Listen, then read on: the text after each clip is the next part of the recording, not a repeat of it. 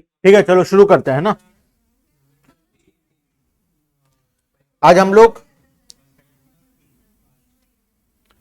लोग टेस्ट लेने वाले थे, लेकिन टेस्ट नहीं ले रहे हैं, चैप्टर नंबर 3 को रिवाइज कर रहे हैं, क्योंकि 2-3 जन लोगों का मैसेज आया था कि डिमांड चैप्टर अच्छे से याद नहीं हो रहा है, तो बेटर है, मुझे भी लगा कि रिवाइज बिना किए अपने लोग टेस्ट ले रहे हैं, तो पहले रिवाइज नहीं किए थे लास्ट ईयर क्लास, खाली डाउट किए थे, और जो 1-2 टॉपिक जिसका डाउट था वो रिवाइज किए थे। आज रिवीजन करेंगे डिमांड चैप्टर, है ना। अब देखना, जो क्लास किया है, क्लास नहीं किया है, किसी का कोई क्लास छूटा हुआ है, रिवीजन वीडियो को ढंग से पढ़ने से आराम से पूरा का पूरा चैप्टर हो जाएगा, ठीक है। एग्जाम में जितना, गुड आफ्टरनून लतिका, ठीक है। देखो शुरू करते हैं, है ना। मीनिंग ऑफ डिमांड, कौन बताएगा डिमांड क्या होता है, क्या क्या एसेंशियल कंपोनेंट होना चाहिए डिमांड में। डिजायर होना चाहिए, ठीक है। विलिंगनेस होना चाहिए, ठीक है। टाइम पीरियड डिसाइडेड होना चाहिए, ठीक है। क्वांटिटी डिसाइड होना चाहिए, और बस पहला तो सबसे बड़ा कंपोनेंट है डिजायर होना चाहिए, ठीक है। Want is that desire which is backed by the ability and willingness. अभी एबिलिटी का क्या मतलब है और विलिंगनेस का क्या मतलब है। एबिलिटी मतलब पॉकेट में पैसा, पॉकेट में मेरे पैसा होना चाहिए वो सामान को खरीदने का, ठीक है। अगर पॉकेट में पैसा नहीं है और मैं बोल रहा हूं कि मुझे BMW खरीदना है, तो वो डिमांड नहीं कहलाएगा, ठीक है। तो डिमांड कहलाने के लिए सबसे पहले तो हमारे पास एबिलिटी होना चाहिए, मतलब वो सामान को खरीदने के लिए पॉकेट में पैसा होना चाहिए। उसके बाद विलिंगनेस, देखियो बहुत लोगों के पास पैसा होता है लेकिन वो लोग खरीदना नहीं चाहते, है ना। बहुत सारे लोगों के पास बहुत सारा चीज खरीदने का पैसा होता है लेकिन वो लोग खरीदना नहीं चाहते, मतलब उनका क्या नहीं है, विलिंगनेस नहीं है, मतलब पैसा तो है लेकिन खरीदने का इच्छा नहीं है, ठीक है। तो एक तो एबिलिटी होना चाहिए, दूसरा विलिंगनेस होना चाहिए। उसके बाद दो और चीज ऐड हो जाता है, demand is always defined with reference to price.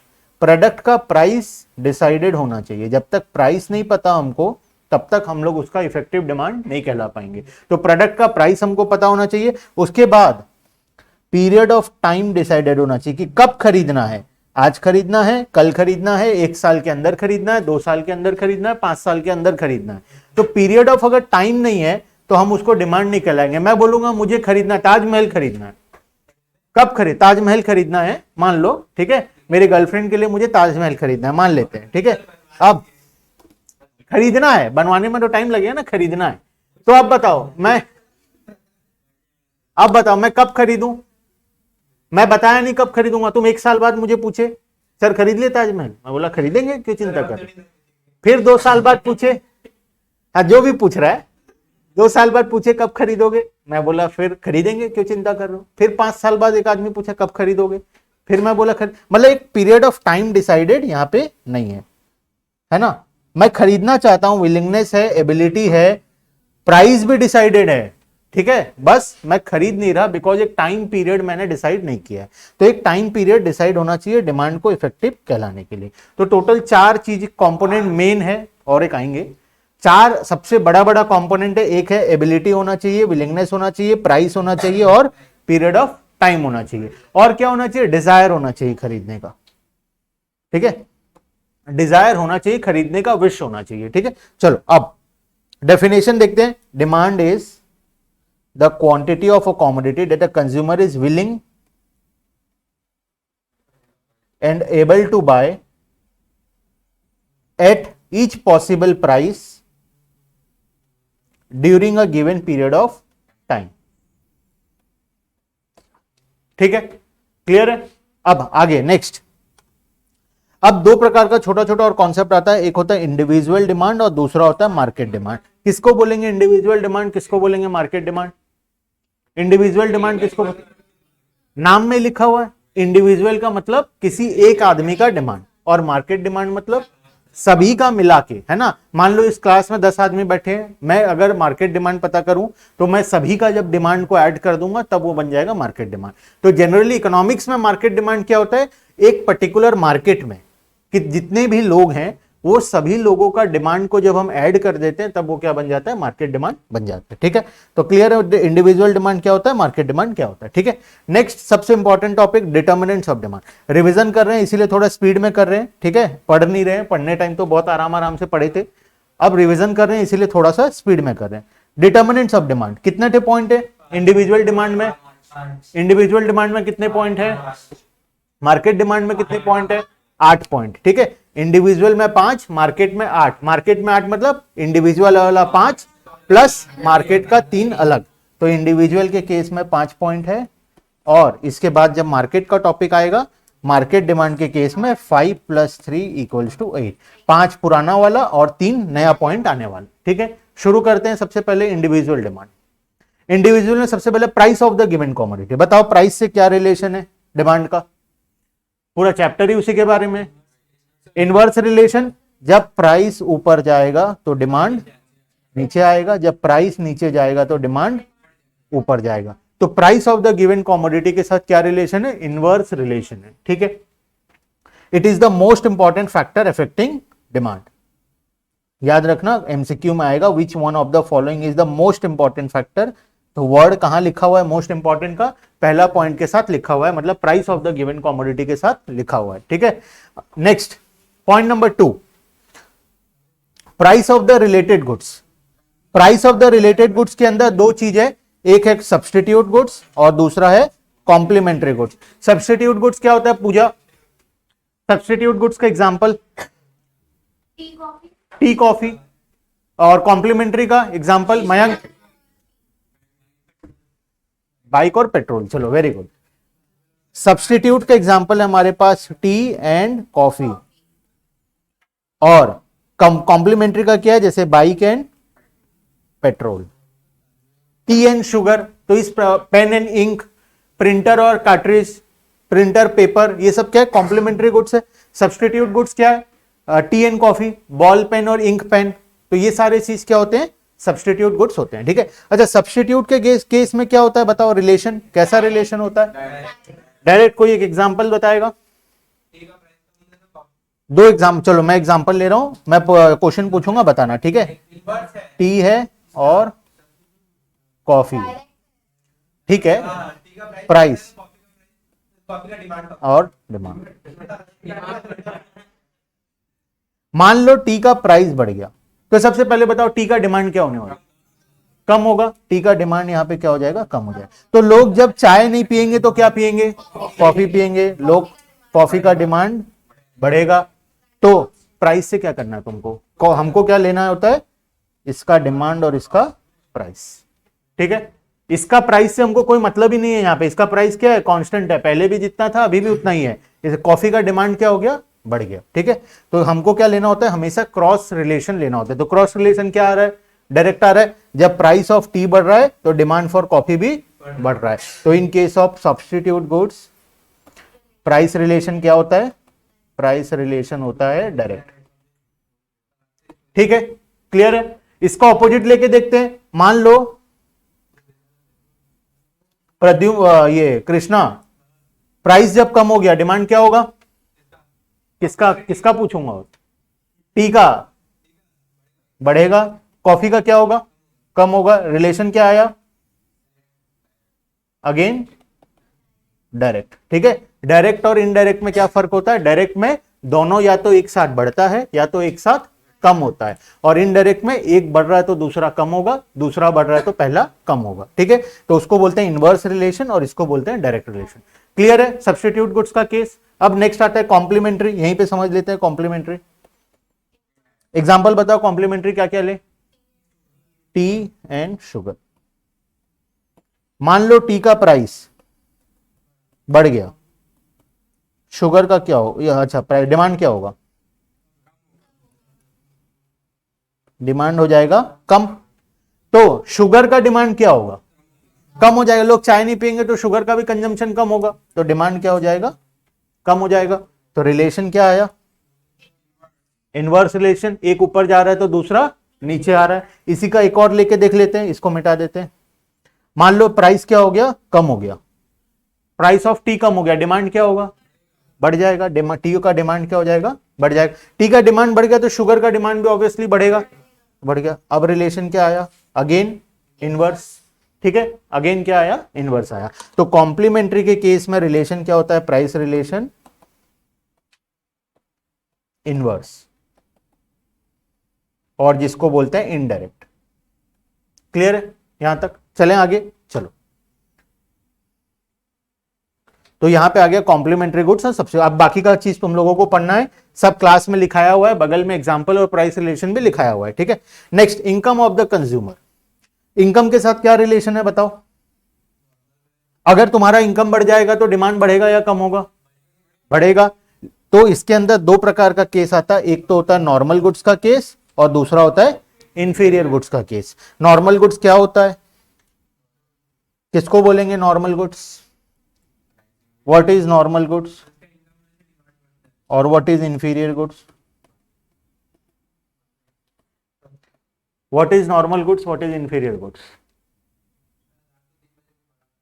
क्या क्या तुम बता दो, तुम तो बोलो, तुम बता दो कृष्णा, तुम बता दो। नॉर्मल गुड्स किसको बोलेंगे? अच्छा, क्या ऐसा हो सकता है जो गुड्स तुम्हारे लिए नॉर्मल है वो मेरे लिए नॉर्मल ना हो?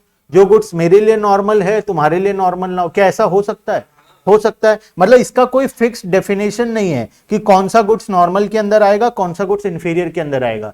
ये डिपेंड करता है, अगर मेरा इनकम बढ़ गया, इनकम इंक्रीज हो गया, तो डिमांड क्या होगा? नॉर्मल गुड्स के केस में बढ़ेगा, लेकिन इंफीरियर गुड्स के केस में इनकम अगर बढ़ गया तो डिमांड क्या हो जाएगा? क्योंकि मैं क्या करूंगा, जब मैं ज्यादा पैसे कमाने लग गया तो ऑब्वियसली मैं खराब क्वालिटी का सामान नहीं खरीद के अच्छे क्वालिटी का खरीदूंगा, तो खराब क्वालिटी का सामान का कंजम्पशन क्या कर दूंगा, मैं कम कर दूंगा, ठीक है। तो इसी को बोलते हैं, जिस भी प्रोडक्ट के केस में अगर इनकम बढ़ने से डिमांड कम हो रहा है वो गुड्स क्या होता है? इंफीरियर गुड्स होता है। इंफीरियर गुड्स का डेफिनेशन ये है कि जिस गुड्स के केस में इनकम बढ़ने से डिमांड कम होता है, इनकम कम होने से डिमांड बढ़ता है, उसको हम इंफीरियर गुड्स बोलते हैं। और कोई डेफिनेशन ही नहीं है इंफीरियर गुड्स का, ठीक है। वैसे नॉर्मल गुड्स का क्या डेफिनेशन है? जिस गुड्स के केस में इनकम बढ़ने से डिमांड बढ़ेगा या फिर इनकम कम होने से डिमांड कम होगा, उसको हम क्या बोलेंगे? नॉर्मल गुड्स बोलेंगे। और हर आदमी के हिसाब से ये अलग अलग होता है, तो इसीलिए कोई फिक्स एग्जांपल नहीं है, लेकिन जनरली हम क्या एग्जांपल लेके चलते हैं? इंफीरियर में बाजरा का एग्जांपल इंफीरियर में हम लोग जनरली लेके चलते हैं, लेकिन ऐसा जरूरी नहीं है कि हर आदमी के लिए बाजरा इंफीरियर गुड्स हो, ठीक है। किसी के लिए हो सकता है वो सुपीरियर है, किसी के लिए हो सकता है वो नॉर्मल गुड्स है, किसी के लिए हो सकता है वो इंफीरियर गुड्स है। क्लियर है? चले आगे, चलो। तो इंफीरियर गुड्स, नॉर्मल गुड्स और इंफीरियर गुड्स में, नॉर्मल गुड्स के केस में अगर इनकम बढ़ेगा तो डिमांड बढ़ेगा, इनकम कम होगा तो डिमांड भी कम होगा। इंफीरियर गुड्स के केस में इनकम अगर बढ़ता है तो डिमांड कम होगा, इनकम अगर कम होता है तो डिमांड बढ़ेगा। क्लियर है? चलें आगे। Next, test and preference. Test and preference में क्या है बताओ? अगर कोई चीज फैशन में है, ट्रेंड में है, तो ऑब्वियसली उसका डिमांड क्या होगा? बढ़ेगा, है ना। बहुत चीज जब फैशन में आता है तब उसका एक बार के लिए डिमांड क्या हो जाता है? बढ़ जाता है। और अगर मान लो किसी चीज का ट्रेंड चला गया या फैशन चला गया, आउटडेटेड हो गया, तो उसका डिमांड क्या हो जाएगा? कम हो जाएगा। तो सिंपल सा बात है, इस पॉइंट में तो कुछ लॉजिक है ही नहीं, नॉर्मल सा बात है ना। उसके बाद expectation of change in price in future. Future में प्राइस चेंज होने का एक्सपेक्टेशन है। अगर तुमको लगता है कि फ्यूचर में प्राइस बढ़ने वाला है तो डिमांड आज क्या होगा? आज बढ़ जाएगा, क्योंकि आज से हम क्या करेंगे? खरीद के रखने लग जाएंगे। आज हमारा कंजम्पशन क्या हो जाएगा? बढ़ जाएगा। तो आज हमारा डिमांड क्या हो जाएगा? बढ़ जाएगा। अगर हमको लगता है फ्यूचर में प्राइस कम होने वाला है तो आज डिमांड क्या होगा? ऑब्वियसली कम हो जाएगा, क्योंकि हम आज खरीदेंगे ही नहीं, हम वेट करेंगे कब प्राइस कम होगा और हम लोग खरीदेंगे, ठीक है। तो तब क्या हो जाएगा? डिमांड भी कम हो जाएगा। क्लियर है? प्राइस हम किसका देख रहे हैं? क्या होने वाला है।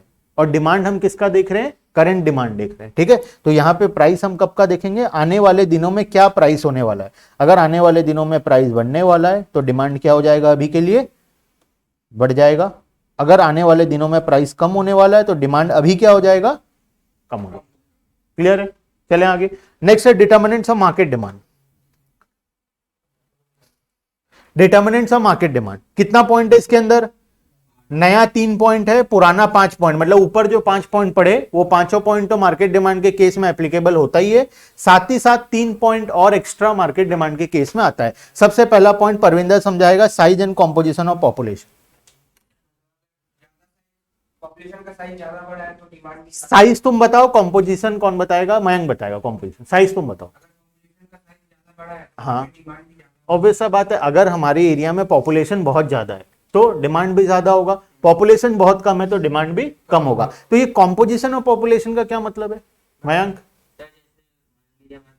बच्चे बहुत हैं तो बेबी प्रोडक्ट ज्यादा बिकेगा। हाँ, कॉम्पोजिशन ऑफ पॉपुलेशन का मतलब होता है क्वालिटी क्या है, हमारे पॉपुलेशन का क्वालिटी क्या है।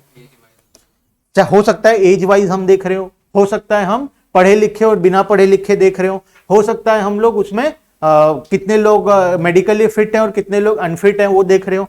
तो अगर हम लोग कॉम्पोजिशन में क्या देखते हैं, क्वालिटी ऑफ पॉपुलेशन। अगर हमारे पॉपुलेशन में 0 to 5 ईयर्स के बच्चे बहुत ज्यादा हैं तो ऑब्वियसली बेबी प्रोडक्ट क्या हो जाएगा, डिमांड बढ़ जाएगा वहां पे। अगर हमारे में बूढ़े लोग ज्यादा हैं, 50 साल 55 साल से ऊपर वाले लोग बहुत ज्यादा हैं तो मेडिसिन का डिमांड बहुत बढ़ जाएगा, व्हील चेयर का डिमांड बढ़ जाएगा। तो उस प्रकार से हम लोग देखते हैं, ठीक है। तो कॉम्पोजिशन ऑफ पॉपुलेशन होता है हमारा कॉम्पोजिशन क्या, पॉपुलेशन किस क्वालिटी का है।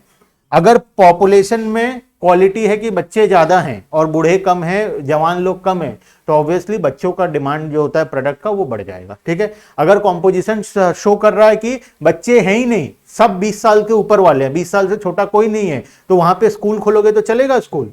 कौन आएगा स्कूल? कोई नहीं आएगा, क्योंकि बच्चे हैं ही नहीं वहां पे, तो स्कूल भी चलने वाला नहीं है। तो वो डिपेंड करता है कॉम्पोजिशन ऑफ पॉपुलेशन के अकॉर्डिंग। क्लियर है? नेक्स्ट चलें आगे। नेक्स्ट है सीजन एंड वेदर। कौन बताएगा सीजन एंड वेदर?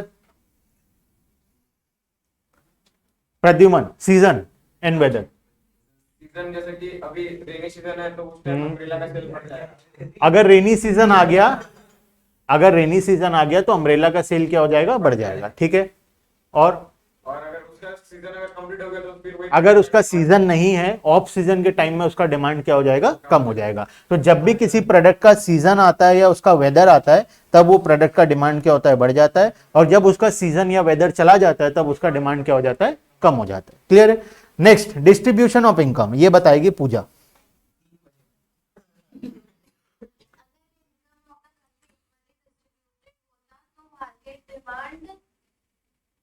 ज्यादा रहता, लेकिन हमारा जो डिस्ट्रीब्यूशन ऑफ इनकम है वो अनइवन है। तो या तो लोग रिच है या तो लोग पुअर है, इसकी वजह से हमारा मार्केट डिमांड लोअर लेवल है। वेरी गुड, पूरा परफेक्ट डेफिनेशन। देखो काम आया ना, 3 बजे पढ़ा हो तुम भी, तुम 6 बजे कम से कम पढ़ लेते। देखो distribution of income, distribution of income का क्या मतलब होता है, अगर पॉपुलेशन में जो लोग हैं उनका इनकम इक्वली डिस्ट्रीब्यूटेड है। इक्वली डिस्ट्रीब्यूटेड मतलब हर कोई on an average middle class आदमी है, तो उस केस में डिमांड क्या होगा, ज्यादा होगा। और अगर कुछ लोग बहुत पुअर हैं और कुछ लोग बहुत रिच हैं तो उस केस में डिमांड क्या होगा, कम होगा। हम लोग क्लास में एक एग्जांपल लिए थे, याद करो। एक एरिया है जहां पे 4 लोग हैं, केस ए और case B, situation A and situation B. यहां पे 4 लोग हैं,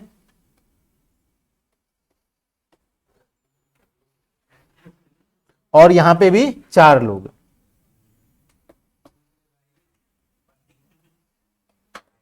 देखो यहां पे फर्स्ट वाले आदमी का इनकम है 1 लाख रुपए, दूसरे वाले का इनकम है 1000 रुपए, तीसरे वाले का इनकम है 5 लाख रुपए और चौथे वाले का इनकम है 100 रुपए। ये मंथली इनकम का बात हो रहा है, ये मंथली इनकम का बात हो रहा है, ठीक है। और दूसरे वाले केस में टोटल इनकम कितना हो गया, अच्छा राउंड फिगर में ले लेते हैं तो क्या होगा कि डिवाइड करने में आसानी होगा, ठीक है। 6 लाख 1,000 6,01,100, ठीक है। यहां पे ऑन एन एवरेज सभी का इनकम क्या है, 1,50,000 है। इसका भी 150 है और इसका भी 150 है। मान लो मैं एक कंपनी वाला हूं, मैं कंपनी वाला एक नया प्रोडक्ट लेके आया मार्केट में जिसका प्राइस है 1 लाख रुपीज, या मान लो 80,000 रुपीज जिसका प्राइस है, RS 80,000। अब तुम बताओ, ये था बरगढ़ और ये था मान लो संबलपुर, मेरे को कहां पे ज्यादा फायदा होगा, क्यों? इनकम इक्वली डिस्ट्रीब्यूटेड है, क्योंकि मेरे प्रोडक्ट को संबलपुर वाले क्या कर सकते हैं, अफोर्ड कर सकते हैं। यहां पे मेरा पोटेंशियल कस्टमर कितने हैं, 4, मैं चारों को प्रोडक्ट बेच सकता हूं। लेकिन अगर मैं बरगढ़ में बेचने जाऊं तो मैं मैक्सिमम किस किस को बेच सकता हूं, एक इसको बेच सकता हूं, दूसरा इसको बेच सकता हूं। ये लोग तो मुझे चप्पल उठा के पीटने भागेंगे, क्योंकि इनके पास खाने का पैसा नहीं है और मैं उनको बोलूंगा 80,000 रुपए का सामान खरीदो मेरे से, तो ऑब्वियसली वो लोग क्या करेंगे, मुझे पीटेंगे। तो यहाँ पे टारगेट कस्टमर कितने हुए, 2, तो मैक्सिमम यहाँ पे मेरा कितना यूनिट बिकेगा, 2, यहाँ पे मैक्सिमम कितना बिकेगा, 4, तो बेटर मेरे लिए मार्केट कौन सा हुआ, संबलपुर। अब बेटर क्यों है, बिकॉज इनकम क्या है, इक्वली डिस्ट्रीब्यूटेड है। तो जब भी इनकम इक्वली डिस्ट्रीब्यूटेड होता है तो ओवरऑल डिमांड क्या होता है, ज्यादा होता है, टारगेट कस्टमर भी ज्यादा होंगे, ओवरऑल डिमांड भी क्या होगा, ज्यादा होगा। लेकिन अगर इनकम इक्वली डिस्ट्रीब्यूटेड नहीं है, बहुत लोग बहुत ज्यादा अमीर है और बहुत लोग बहुत ज्यादा गरीब हैं, तो उस केस में अगर कोई प्रोडक्ट लॉन्च होता है तो हो सकता है अपर क्लास वाले खरीद पाए, लोअर क्लास वाले ना खरीद पाए। और अगर कोई बहुत ही सस्ता प्रोडक्ट, इंफीरियर गुड्स को लॉन्च किया जाए तो बहुत कम लोग खरीद पाएंगे, जो मिडिल, जो एकदम लोअर क्लास में, और अपर क्लास उसको नहीं खरीदेगा। तो ओवरऑल डिमांड क्या होने वाला है, यहाँ पे कम होने वाला है। क्लियर है? तो इसको बोलते हैं हम लोग, ये हमारा लास्ट पॉइंट था, डिस्ट्रीब्यूशन ऑफ इनकम। अगर इक्वल डिस्ट्रीब्यूशन है तो डिमांड क्या होगा, ज्यादा होगा। इक्वल के केस में डिमांड क्या होगा, ज्यादा होगा, और अनइक्वल के केस में डिमांड क्या होगा, कम। क्लियर है? 8 का 8 पॉइंट। चलें आगे। नेक्स्ट है demand function. Swapnil, what is cross demand? चलो आएगा क्रॉस डिमांड, ठीक है। क्रॉस डिमांड मतलब क्या होता है, जब हम लोग दो प्रोडक्ट का आपस में देखते हैं। देखो यहां पे था ना, ये है क्रॉस डिमांड, एक का डिमांड दूसरे का प्राइस, ठीक है। यहां पे टी का डिमांड और कॉफी का प्राइस, या कॉफी का प्राइस, कॉफी का डिमांड और टी का प्राइस। जब दो प्रोडक्ट का हम लोग एक साथ एनालिसिस करते हैं, एक का प्राइस और दूसरे का डिमांड, तो उसको बोलते हैं क्रॉस डिमांड, ठीक है। आने वाला आगे है हमारे सिलेबस में, आगे आने वाला है, ठीक है। चलो नेक्स्ट है डिमांड फंक्शन। किसको बोलते हैं demand function? Individual demand function क्या होगा?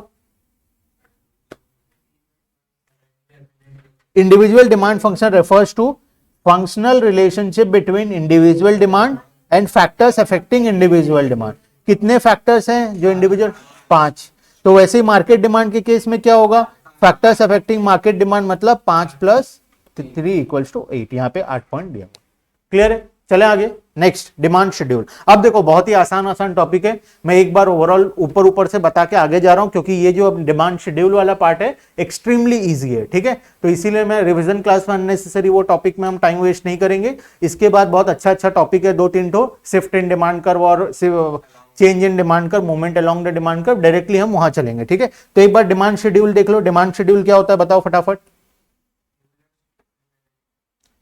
जब हम लोग प्राइस और क्वांटिटी को टेबल में रिप्रेजेंट करते हैं, है ना, प्राइस और क्वांटिटी हमको पता चल गया कितने प्राइस पे कितना डिमांड होने वाला है, जब उसको हम एक टेबल के फॉर्म में रिप्रेजेंट करते हैं उसको बोलते हैं डिमांड शेड्यूल, ठीक है। अब इसके अंदर आता है इंडिविजुअल डिमांड शेड्यूल और market demand schedule. Individual demand schedule क्या होगा, जब हम प्राइस और डिमांड किसी एक आदमी का रिप्रेजेंट करेंगे उसको बोलेंगे इंडिविजुअल डिमांड शेड्यूल।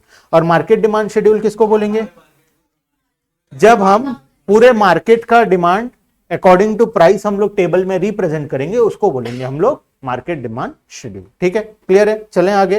चलो नेक्स्ट है डिमांड कर्व। क्या होता है डिमांड कर्व बताओ फटाफट।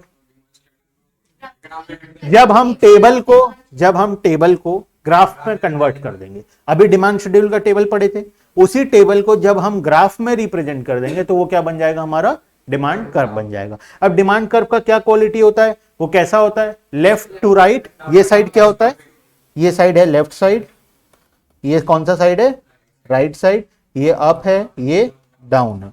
तो इसको हम कैसे रीड करेंगे, ग्राफ को किसी को समझाना है कैसे होने वाला है ग्राफ, तो क्या बोलेंगे, लेफ्ट टू राइट। शुरू हुआ लेफ्ट साइड से, खत्म हुआ राइट साइड में। Left to right downward sloping, मतलब ऊपर से शुरू होके नीचे साइड में उसका स्लोप आया, ठीक है। तो इसको अगर रीड करना है ग्राफ को तो किस प्रकार से रीड होगा, left to right downward sloping. Clear है? चलो नेक्स्ट।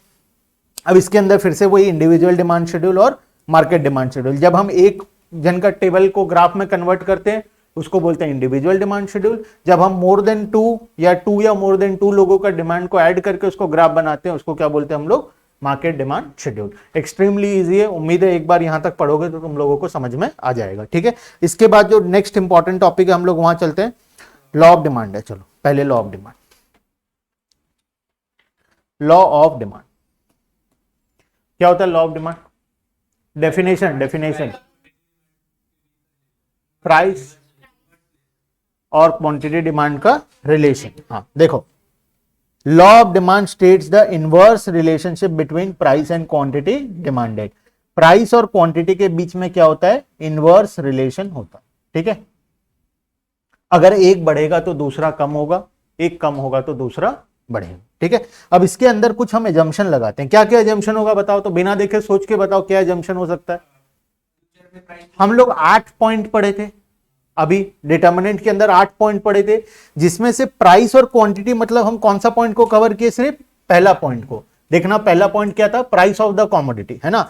बाकी 7 पॉइंट हम कवर नहीं किए, तो वो 7 पॉइंट हमारे लिए क्या है, एजम्पशन, कि 7 क्या रहने वाला है, कांस्टेंट रहने वाला है। मतलब कंज्यूमर का इनकम कांस्टेंट रहने वाला है, टेस्ट एंड प्रेफरेंस भी चेंज नहीं होगा, फ्यूचर में प्राइस भी चेंज नहीं होगा, सब्स्टिट्यूट गुड्स या कॉम्प्लीमेंट्री गुड्स का प्राइस भी चेंज नहीं होगा। उसके बाद मार्केट का जो तीनों पॉइंट था वो भी सब क्या रहने वाला है, कांस्टेंट रहने वाला है। मतलब सिर्फ एक ही फैक्टर चेंज होगा, जो हमारा फर्स्ट फैक्टर था, ऊपर 8 फैक्टर में से जो सबसे पहला फैक्टर था वो चेंज होगा, बाकी 7 क्या रहने वाला है, यहाँ पे कांस्टेंट रहने वाला है। क्लियर है, वही 7 क्या है एजम्पशन के अंदर में। तो बार बार एजम्पशन को लर्न करना नहीं पड़ेगा।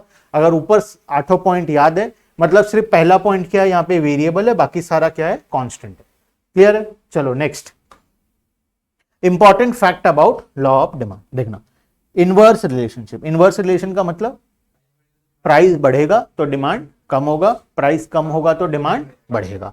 तो प्राइस अगर बढ़ता है तो डिमांड कम होता है, प्राइस अगर कम होता है तो डिमांड बढ़ता है। ये कौन से गुड्स के केस में होता है, नॉर्मल के केस में होता है। और हम लोग पूरे सिलेबस में जहां पे भी अलग से नहीं लिखा होगा, हम क्या मान के चलेंगे, नॉर्मल गुड्स के केस का ही एग्जांपल हम लोग मान के चलेंगे, ठीक है। अगर अलग से लिखा हुआ है इंफीरियर गुड्स या कुछ और, तो हम लोग उसके बारे में पढ़ेंगे। अदरवाइज अगर कुछ नहीं लिखा है तो हमेशा क्या मानेंगे, ये नॉर्मल गुड्स ही है, ठीक है। नेक्स्ट, क्वांटिटेटिव नॉट क्वालिटेटिव, क्या मतलब है, क्वालिटेटिव बट नॉट क्वांटिटेटिव, क्या मतलब है, एग्जाम्पल जैसे कि प्राइस चेंज करने से डिमांड कम होता है, लेकिन कितना से कम होता है वो नहीं पता। Very good. देखो, क्वालिटेटिव बट नॉट क्वांटिटेटिव का मतलब है, मैं तुमको बताया अगर कोई प्रोडक्ट का प्राइस पहले 10 रुपए था, 100 यूनिट डिमांड हो रहा था, यूनिट्स है ये और ये प्राइस, पहले 10 रुपए प्राइस था और 100 यूनिट डिमांड हो रहा था, ठीक है। अब मान लो प्राइस बढ़ के कितना हो गया, 20 हो गया, तो डिमांड कितना होगा। तुम सिर्फ ये बता सकते हो लॉ ऑफ डिमांड को पढ़ के कि डिमांड क्या होने वाला है, कम होने वाला है। 100 से तो कम होगा ये पता है, लेकिन कितना कम होगा, 50 होगा, 60 होगा, 40 होगा, 20 होगा, 10 होगा, 80 होगा, 90 होगा, वो हमको नहीं पता। वो कब पता चलेगा हमको, वो हमको चैप्टर नंबर 4 में पता चलता है, इलास्टिसिटी ऑफ डिमांड में, जो कि सिलेबस से संस्कार वाले हटा दिए हैं। तो वो लोग क्या वो चाहते हैं, वो लोग चाहते ही ये हैं कि तुमको खाली क्या पता चले कि कम होगा पता चले, कितना से कम होगा वो पता ना चले, ठीक है। तो इसीलिए वो लोग चैप्टर नंबर 4 को तुम्हारे सिलेबस से हटा दिए। चलो ठीक है, तो इसको हम लोग बोलते हैं क्या है, ये क्वालिटेटिव है लेकिन क्वांटिटेटिव नहीं है। ये हमको क्वालिटी तो बता दिया कि ये क्या होने वाला है, कम होने वाला है, लेकिन कितना से कम होगा वो हमको नहीं बताया। क्लियर है, next point number 3, no proportional relationship. क्या मतलब है नो प्रोपोर्शनल रिलेशनशिप का, कोई फिक्स प्रोपोर्शन नहीं है कि अगर प्राइस डबल हुआ है तो क्वांटिटी डिमांड आधा हो जाएगा, प्राइस आधा हुआ है तो क्वांटिटी डिमांड डबल हो जाएगा। ऐसा कोई रेशियो फिक्स नहीं है ना, ऐसा कोई रेशियो यहाँ पे फिक्स नहीं है कि फिक्स रेशियो से चेंज होगा। ऐसा जरूरी नहीं है कि प्राइस अगर डबल हो रहा है तो क्वांटिटी डिमांड आधा हो जाएगा, या प्राइस अगर आधा हो रहा है तो क्वांटिटी डिमांड डबल हो जाएगा। ऐसा कोई फिक्स रेशियो यहाँ पे नहीं है। और उसके बाद वन साइडेड, क्या है वन साइडेड का मतलब, ये तो अच्छे से पता होना चाहिए। क्या है वन साइडेड का मतलब, वन साइडेड का मतलब तो पता ही होना चाहिए। क्या है स्वप्न, ठीक है, प्राइस से क्वांटिटी डिमांड का जो रहता है वो रिलेशनशिप बताएंगे, हाँ, क्वांटिटी डिमांड से प्राइस का नहीं बताया। Very good. देखो वन साइडेड का मतलब क्या है, प्राइस का क्या रिलेशन है डिमांड के साथ, प्राइस का क्या रिलेशन है डिमांड के साथ, ये हमको पढ़ाया जाता है कि प्राइस बढ़ जाएगा तो डिमांड कम हो जाएगा, प्राइस कम हो जाएगा तो डिमांड बढ़ जाएगा, ठीक है। लेकिन हमको ये नहीं बताया जाता कि डिमांड का क्या रिलेशन है प्राइस के साथ, ठीक है। प्राइस का क्या रिलेशन है डिमांड के साथ ये तो हम लोग पढ़ लिए, ये हमारे सिलेबस के अंदर में है, लेकिन डिमांड का क्या रिलेशन है प्राइस के साथ वो नहीं पढ़ाया जाता। तो क्या होता है रिलेशन बताओ, अगर डिमांड बढ़ गया किसी भी चीज का डिमांड बढ़ जाता है तो प्राइस क्या होता है, कम हो जाता है प्राइस। किसी भी चीज का डिमांड बढ़ जाता है तो प्राइस कम हो जाता है, बढ़ जाता है प्राइस, तो प्राइस क्या होता है, बढ़ जाता है। ठीक है, अगर किसी भी चीज का डिमांड क्या होता है, कम हो जाता है, कोई खरीद ही नहीं रहा, तो प्राइस क्या होगा, कम हो जाएगा।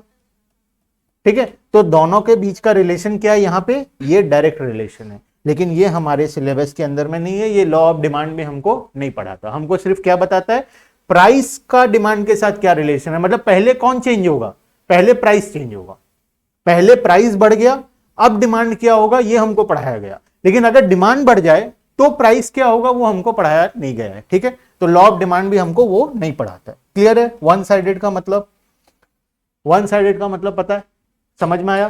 प्राइस का रिलेशन डिमांड के साथ क्या है, ये सबको पता है, पब्लिक हो गया है। डिमांड का रिलेशन प्राइस के साथ क्या है, ये किसी को नहीं पता। क्लियर है, चलो नेक्स्ट।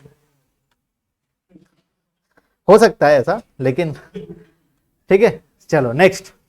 अच्छा, derivation of law of demand syllabus में नहीं है, काटना चाहो तो काट लेना, नहीं काटोगे तो भी चलेगा, बहुत आसान सा टॉपिक है। ठीक है, डेरिवेशन नहीं है लॉ ऑफ डिमांड का। ठीक है, खाली लॉ ऑफ डिमांड है, factors affecting law of demand जितना अभी तक पढ़े वो सब है। Derivation of law of demand syllabus में नहीं है। ठीक है, चलो उसके बाद reasons for law of demand. सबसे पहला reason, law of diminishing marginal utility. अरे ये डिमिनिशिंग मार्जिनल यूटिलिटी क्या होता है, चैप्टर 1 और 2 बताओ। मार्जिनल यूटिलिटी क्या होता है पहले वो बताओ। डिमिनिशिंग लॉ तो बाद में पढ़ेंगे, पहले मार्जिनल यूटिलिटी क्या होता है। एक यूनिट एक्स्ट्रा कंज्यूम करने से हमको कितना सेटिस्फेक्शन मिल रहा है। ठीक है, एक यूनिट एक्स्ट्रा कंज्यूम करने से हमको कितना एक्स्ट्रा सेटिस्फेक्शन मिल रहा है, उसको क्या बोलते हैं हम लोग, मार्जिनल यूटिलिटी बोलते हैं। मान लो पहले मैं 10 यूनिट कंज्यूम कर रहा था तो मुझे यूटिलिटी मिल रहा था 100 का। ठीक है, अब मान लो मैं 11 यूनिट कंज्यूम करूंगा तो मुझे यूटिलिटी मिलेगा 105 का। तो ये जो एक एक्स्ट्रा यूनिट कंज्यूम किया उसके वजह से मुझे एक्स्ट्रा यूटिलिटी कितना मिला, 5। एक एक्स्ट्रा यूनिट की वजह से मुझे एक्स्ट्रा कितना यूटिलिटी मिला, 5। इसको बोलते हैं हम लोग मार्जिनल यूटिलिटी। ठीक है, अब ये law of diminishing marginal utility क्या है, जब भी हम किसी प्रोडक्ट को कंटिन्यूअसली कंज्यूम करते जाते हैं, मतलब एक के बाद एक के बाद एक एक पीस हम लोग कंज्यूम करते जाते हैं, तब धीरे धीरे उसका यूटिलिटी क्या होता है, कम होते जाता है ना। मन भरते जाता है, हम लोग और ज्यादा कंज्यूम नहीं कर पाते हैं। एक पॉइंट ऐसा आता है जब उसका यूटिलिटी क्या हो जाता है, 0 हो जाता है। और फिर उसके बाद ऐसा पॉइंट भी आता है जब यूटिलिटी क्या हो जाता है, नेगेटिव हो जाता है। ठीक है, तो law of diminishing marginal utility यही बोलता है कि जैसे जैसे हम लोग किसी प्रोडक्ट को कंज्यूम करते जाएंगे वैसे वैसे ओवरऑल यूटिलिटी क्या होते जाएगा, कम होते जाएगा। मार्जिनल यूटिलिटी तो कम होगा ही होगा, टोटल यूटिलिटी स्टार्टिंग में इंक्रीज होगा, बाद में जाके क्या हो जाएगा, कम हो जाएगा। ठीक है, देखो law of diminishing marginal utility states that we consume more and more units of the commodity, the utility derived from each successive units goes on decreasing. So demand for a commodity depends on its utility. If the consumer gets more satisfaction, he will pay more. अब इसका एक example देख रहे, देखना समझने के लिए, बहुत ही बढ़िया एग्जांपल। मान लो आइसक्रीम का प्राइस 10 रुपए था, तो मैं कब तक कंज्यूम करूंगा आइसक्रीम को, जब तक मुझे 10 रुपए का बेनिफिट मिल रहा है तब तक करूंगा। मतलब मान लो अगर मेरे लिए 1 रुपए इक्वल्स टू अगर एक यूटिलिटी है,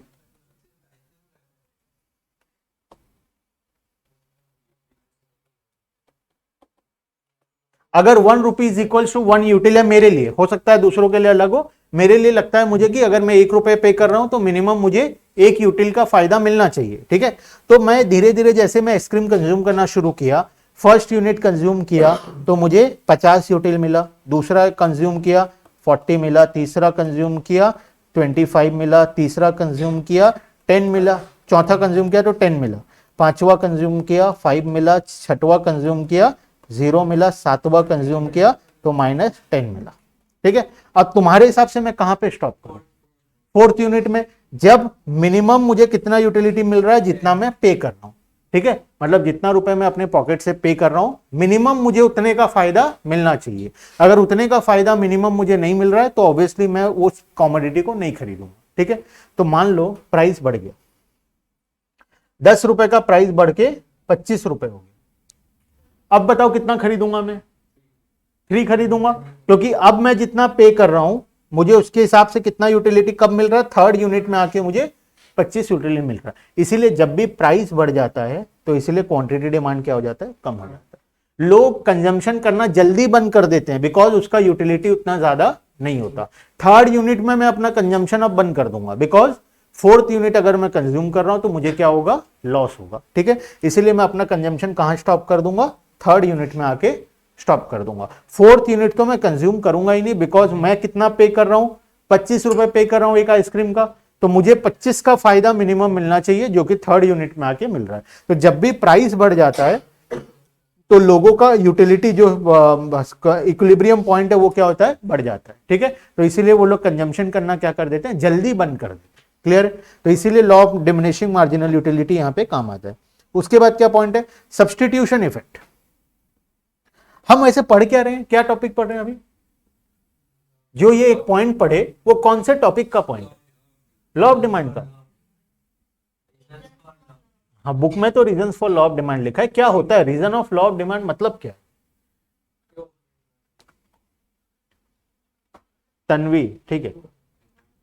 स्वप्निल, फैक्टर्स अफेक्टिंग नहीं पढ़ रहे हैं हम लोग। एक पॉइंट पढ़ तो लिए लेकिन पढ़ क्या रहे हैं हम लोग? लॉ ऑफ डिमांड क्यों काम करता है? लॉ ऑफ डिमांड क्या बोलता है? जब प्राइस बढ़ेगा डिमांड कम होगा, जब प्राइस कम होगा डिमांड बढ़ेगा। ऐसा क्यों होता है? उसके पीछे कुछ तो रीजन होगा ना। जैसे साइंस में रीजन होता है, कोई भी काम होता है तो उसके पीछे कुछ ना कुछ रीजन होता है। ठीक है, साइंस से तो बच के आए हो तुम यहाँ, है ना? अच्छा हुआ आ गए, बता रहा हूं मैं वरना कुछ जीवन में हरकत के हिसाब से जीवन में कुछ खास होता नहीं।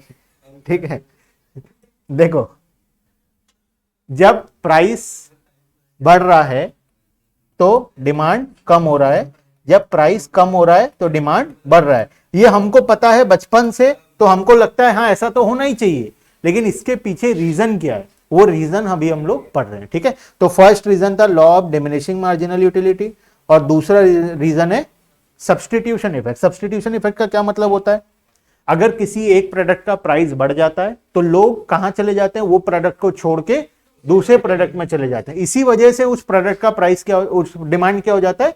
कम हो जाता है। और अगर किसी प्रोडक्ट का डिमांड प्राइस कम हो जाता है तो जो लोग दूसरा प्रोडक्ट कंज्यूम कर रहे थे वो लोग अपना प्रोडक्ट को छोड़ के कहां जाएंगे? हमारे प्रोडक्ट को कंज्यूम करने आ जाएंगे। एक एग्जांपल लेते हैं, प्रोडक्ट ए और बी। देखना, प्रोडक्ट ए और बी, दो प्रोडक्ट था हमारे पास, प्रोडक्ट ए और बी। इसका प्राइस 10 रुपए था, इसका प्राइस 20 रुपए था, या 10 ही ले लेते हैं, इसका भी 10 रुपए था। ठीक है, अब जब ये 10 रुपए प्राइस था तो 100 यूनिट डिमांड था, इसका 500 यूनिट डिमांड। मान लो इसका प्राइस कम होकर कितना हो गया? 5 रुपए। तुम बताओ अब क्या इसका डिमांड बढ़ेगा? क्यों बढ़ रहा है डिमांड? क्योंकि ये जो लोग थे, इसमें से ये जो 500 लोग हैं, इसमें से कुछ लोग कहां आ जाएंगे? यहां आ जाएंगे। कुछ लोग कहां जाएंगे? उनको क्या लगेगा प्रोडक्ट ए तो सस्ता मिल रहा है तो बी क्यों कंज्यूम करें, ए ही कर लेंगे कंज्यूम। तो मैं बहुत सारे लोग किधर शिफ्ट हो जाएंगे? ए के तरफ में शिफ्ट हो जाएंगे। इसको बोलते हैं सब्स्टिट्यूशन इफेक्ट। ठीक है, अगर इसी केस को हम देखें, जब अगर प्राइस इंक्रीज के केस में, तो मान लो इस प्रोडक्ट का प्राइस 20 रुपए हो गया, तो ये जो 100 लोग थे ना, इसमें से कुछ लोग कहां चले जाएंगे? इनके साथ चले जाएंगे। ठीक है, तो यहां पे ओवरऑल डिमांड क्या हो जाएगा? कम हो जाएगा। क्लियर है? इसको बोलते हैं सब्स्टिट्यूशन इफेक्ट, जब लोग एक प्रोडक्ट की जगह दूसरे प्रोडक्ट को क्या कर लेते हैं? सब्स्टिट्यूट कर लेते हैं। ठीक है, चलो उसके बाद पॉइंट नंबर 3, इनकम इफेक्ट। अच्छा मुझे बताओ, रियल इनकम क्या होता है? परचेजिंग पावर क्या होता है? पढ़े थे हम लोग, याद करो पूजा, रियल इनकम क्या होता है? इनकम और रियल इनकम में क्या फर्क है? असली पैसा और नकली पैसा? ऑब्वियसली नहीं। तो क्या फर्क है इनकम और रियल इनकम में? इधर कोई स्वप्निल नहीं, money left after purchasing something नहीं, और कुछ है मीनिंग क्या है बताओ? जब हम लोग वो जितना पहले कम्युनिटी परचेज करते थे और वो कम्युनिटी का प्राइस, चलो ठीक है, मैं बताता हूं, मैं एक एग्जांपल लेता हूं, तुम बताना परचेजिंग पावर क्या होगा, ठीक है। मैं एक एग्जांपल बता रहा हूं, तुम लोगों को बताना है इसमें परचेजिंग पावर क्या है, ठीक है। मेरे पॉकेट में 100 रुपए था और प्रोडक्ट ए जिसका प्राइस है 10 रुपए, मैं कितना यूनिट खरीद सकता हूं? 10 यूनिट। मान लो इसका प्राइस इंक्रीज हो गया, कितना हो गया? 20 हो गया, ठीक है। अब मैं कितना यूनिट खरीद सकता हूं? 5। मेरा परचेजिंग पावर इंक्रीज हुआ या डिक्रीज हुआ? कैसे पता चला? पता कैसे चला? पहले मैं ज्यादा कॉमोडिटी खरीद पा रहा था, अब मैं कम कॉमोडिटी खरीद पा रहा हूं। सेम कॉमोडिटी, प्राइस, पॉकेट में मेरा पैसा भी उतना ही है, लेकिन पहले मैं ज्यादा यूनिट खरीद पा रहा था, अब मैं कम यूनिट खरीद पा रहा हूं। तो मेरा परचेजिंग पावर क्या हो गया? यहां पे कम हो गया। तो मेरा रियल इनकम जो है, वो कम हुआ या बढ़ गया? कम हुआ, क्योंकि मेरा रियल इनकम क्या था? मेरा रियल इनकम था 10 यूनिट्स ऑफ प्रोडक्ट ए। मेरा रियल इनकम 100 रुपए नहीं था कभी भी। रियल इनकम कभी भी मॉनेटरी टर्म्स पे नहीं होता है। रियल इनकम किस टर्म्स पे होता है? कॉमोडिटी टर्म्स पे होता है, कि मैं वो पैसे से कितना प्रोडक्ट खरीद सकता हूं। परचेजिंग पावर कितना है मेरा, मेरे पॉकेट में जो पैसा है उससे मैं कितना सामान खरीद सकता हूं, मेरा परचेजिंग पावर कितना है। तो वो पहले कितना था? 10 यूनिट्स था। पहले मैं कितना खरीद पा रहा था? 10 यूनिट खरीद पा रहा था। अब मैं कितना खरीद पा रहा हूं? वही पैसा अभी भी उतना ही है, 100 रुपए है मेरे पॉकेट में। प्रोडक्ट अभी भी क्या है? प्रोडक्ट ए ही खरीद रहा हूं, सेम क्वालिटी, सेम साइज, सब कुछ सेम है, लेकिन अब मैं क्या खरीद पा रहा हूं? सिर्फ 5 यूनिट खरीद पा रहा हूं। तो मेरा ओवरऑल परचेजिंग पावर क्या हो गया? कम हो गया, ठीक है। तो मेरा रियल इनकम इस केस में क्या हो गया? कम हो गया, क्योंकि रियल इनकम क्या होता है? कॉमोडिटी टर्म्स पे होता है, मॉनेटरी टर्म्स पे नहीं होता है, ठीक है। अब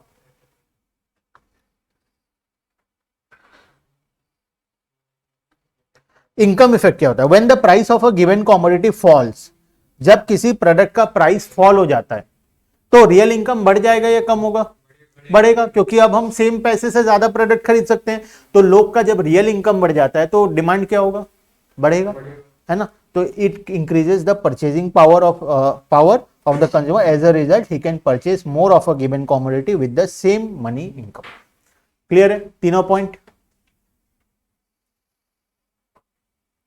next, additional consume. Point number 4 है एडिशनल कंज्यूमर। क्या होता है एडिशनल कंज्यूमर? मतलब जो लोग पहले प्रोडक्ट को कंज्यूम नहीं करते थे, अब वो लोग भी प्रोडक्ट को कंज्यूम करने लगेंगे। मान लो किसी प्रोडक्ट का प्राइस 50,000 रुपए था, ठीक है। तो बहुत सारे लोग नहीं खरीदते होंगे, जिनका बजट 20,000 है, 30,000 है, 40,000 है, वो लोग नहीं खरीदते होंगे। मान लो 50,000 वाले प्रोडक्ट का प्राइस क्या हो गया? 25,000 हो गया। तो अब बहुत सारे लोग जो पहले प्रोडक्ट को नहीं खरीदते थे, वो लोग खरीदेंगे या नहीं खरीदेंगे? खरीदेंगे। तो नए कस्टमर क्या होंगे? ऐड होंगे। जब भी किसी प्रोडक्ट का प्राइस कम होता है तो उसके साथ नए कस्टमर क्या हो जाते हैं? ऐड हो जाते हैं, ठीक है। तो नए लोग जो पहले उस प्रोडक्ट के कभी कस्टमर थे ही नहीं, नए लोग क्या करने लगेंगे? खरीदना शुरू कर देंगे, ठीक है। उसके बाद डिफरेंट यूजेस। डिफरेंट यूजेस का मतलब होता है जब किसी प्रोडक्ट का प्राइस कम हो जाता है तब हम लोग उस प्रोडक्ट को बहुत सारे जगह यूज करने लगते हैं। कोई प्रोडक्ट अगर सस्ता है और उसका मल्टीपल यूज है तो हम हर तरफ यूज करने लग जाते हैं। लेकिन अगर उस प्रोडक्ट का प्राइस बढ़ गया तो हम लोग सिर्फ इमरजेंसी और लिमिटेड यूज में यूज करेंगे, तो वो होता है डिफरेंट यूजेस, ठीक है। जब प्रोडक्ट का बहुत सारा यूज है तब हम क्या करेंगे? उस केस में प्राइस अगर कम होगा तो हम लोग हर तरफ यूज करेंगे, प्राइस अगर बढ़ जाएगा तो हम लोग सिर्फ और सिर्फ लिमिटेड जगह में यूज करेंगे। क्लियर है? चलो, तो ये 5 था हमारा reasons for law of demand के अंदर। अब next, exception to law of demand. Most important, some of the important exception. Exception का मतलब जो लॉ ऑफ डिमांड को फॉलो नहीं करता। लॉ ऑफ डिमांड को फॉलो नहीं करना मतलब जब प्राइस बढ़ेगा तो डिमांड कम नहीं होगा, जब प्राइस कम होगा तो डिमांड नहीं बढ़ेगा, तो उसको बोलते हैं exception to law of demand, ठीक है। जो लॉ ऑफ डिमांड था उसका एक्सेप्शन। सबसे पहला है गिवन गुड्स। गिवन गुड्स मतलब इंफीरियर गुड्स। तो इंफीरियर गुड्स के केस में लॉ ऑफ डिमांड तो फॉलो होता ही नहीं है, ऑपोजिट इफेक्ट होता है पूरा। उसके बाद status symbol goods. Status symbol goods मतलब जो अपने स्टेटस को शो करने के लिए जो गुड्स को खरीदा जाता है, वो गुड्स के केस में अगर प्राइस कम हो जाता है तो उसका स्टेटस सिंबल भी चला जाता है गुड्स का, है ना। तो लोग उसको खरीदना बंद कर देते हैं। जनरली ये डायमंड, हाई प्रोफाइल डायमंड्स के केस में ऐसा होता है, और भी बहुत हाई प्रोफाइल गुड्स होता है, वो सारे गुड्स के केस में ऐसा होता है। अगर उसके प्रोडक्ट का प्राइस कम हो गया मतलब उसका ब्रांड वैल्यू कम हो गया, उसको लोग खरीदना क्या कर देंगे? बंद कर देंगे, ठीक है। उसके बाद फियर ऑफ शॉर्टेज। मार्केट में न्यूज फैल गया कि शॉर्टेज होने वाला है किसी चीज का, तो चाहे प्राइस बढ़े चाहे प्राइस कम हो, लोग क्या करेंगे, खरीदना शुरू कर देंगे। ठीक है, तो उस केस में भी हमारा लॉ ऑफ डिमांड फॉलो नहीं होगा, क्योंकि फियर ऑफ शॉर्टेज अगर आ गया लोगों के मन में, तो चाहे प्राइस बढ़े, लोगों को क्या लगेगा, आने वाले दिनों में और बढ़ने वाला है, तो लोग क्या करेंगे, खरीदना शुरू कर देंगे। ठीक है, इग्नोरेंस मतलब ignorance related to irrational person. ठीक है, इग्नोरेंस मतलब जब लोग ध्यान नहीं देते। ठीक है, लोगों को कोई बेवकूफ बना देता है, इरेशनल पर्सन के साथ रिलेटेड है पॉइंट, उस केस में क्या होता है, लॉ ऑफ डिमांड फॉलो नहीं होता है। ठीक है, अगर इंसान इरेशनल है, इग्नोरेंस है, ध्यान नहीं दे रहा है, उसको कोई बेवकूफ बना देता है, तो उस केस में क्या होता है, ज्यादा पैसे में भी वो ज्यादा क्वांटिटी खरीद लेता है। ठीक है, उसके बाद Swapnil, yes, fashion related goods. Fashion related goods के केस में प्राइस देखा नहीं जाता जनरली। अगर कोई चीज फैशन में है, उसका प्राइस बढ़ता है, लेकिन उसका डिमांड और तेजी से बढ़ता है ना। तो अगर कोई चीज फैशन में है, ट्रेंड में है, तो उस केस में प्राइस बढ़ने से भी उसका डिमांड क्या होता है, कंटिन्यूअसली बढ़ता है। ठीक है, necessity of life, necessity of life के केस में मेडिसिन जैसे हो गया, या और कोई नेचुरल कैलामिटी के टाइम में अगर कोई प्रोडक्ट नेसेसिटी है, तो उस केस में प्राइस बढ़ने के बाद में डिमांड क्या होता है, बढ़ता है। मेडिसिन के केस में क्या प्राइस बढ़ गया तो क्या खाना बंद कर दोगे, ऑब्वियसली नहीं, तो उस केस में भी लॉ ऑफ डिमांड फॉलो नहीं होता। ठीक है, और last, change in weather. Generally जब सीजन आता है, दिवाली के टाइम पटाखे का रेट बढ़ जाता है, लेकिन फिर भी लोग खरीदते हैं, डिमांड सबसे ज्यादा होता है उस टाइम पे।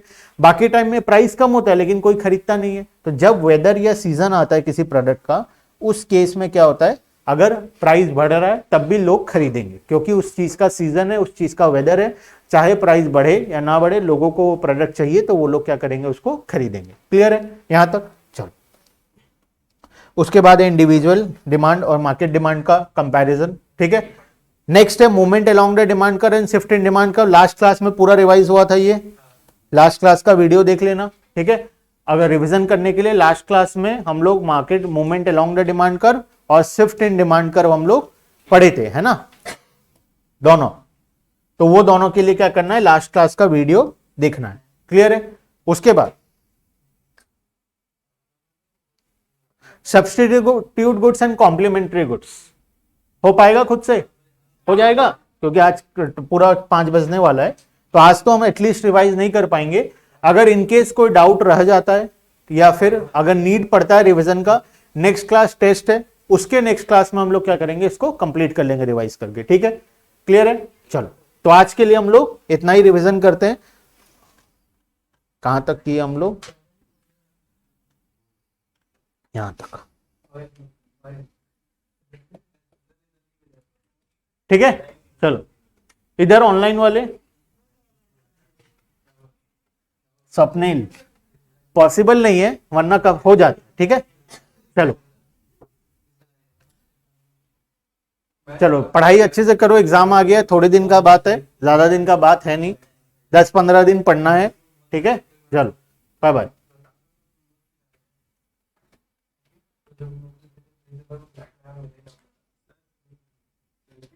कंपनी अलग अलग होगा तो सब्सक्राइब